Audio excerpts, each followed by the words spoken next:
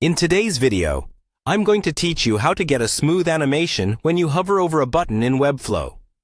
This simple yet effective technique can significantly enhance the user experience on your website by adding a subtle touch of interaction. Let's dive right in. First, open your web browser and navigate to the Webflow website. If you haven't already, you'll need to log into your Webflow account to get started. Once you're on the home page, locate and click on the Login button. Enter your credentials and proceed to the dashboard. On your dashboard, you'll see a list of your existing projects. Find the project you wish to work on and click to open it. If you're starting from scratch, you could also choose to create a new project. For simplicity, let's assume you're editing an existing project.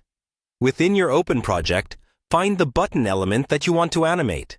Select the button by clicking directly on it. This will bring up a style panel on the right side of your screen. If you're not sure whether you've clicked the right element, take a moment to ensure it's highlighted correctly, as this is key for applying the desired changes. With the button selected, navigate to the Style tab in the panel on the right.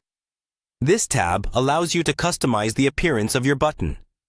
Here, you can play around with fonts, colors, and a host of other style settings to align the button's design with your overall website aesthetics. Now, scroll down within the Style tab until you find the Transitions section. Click on it to access transition settings. Transitions in Webflow help you control the smoothness and speed of animations, creating fluid user interactions on your site. Click the Add Transition button. This part is crucial, as we want the hover effect to be smooth, not abrupt.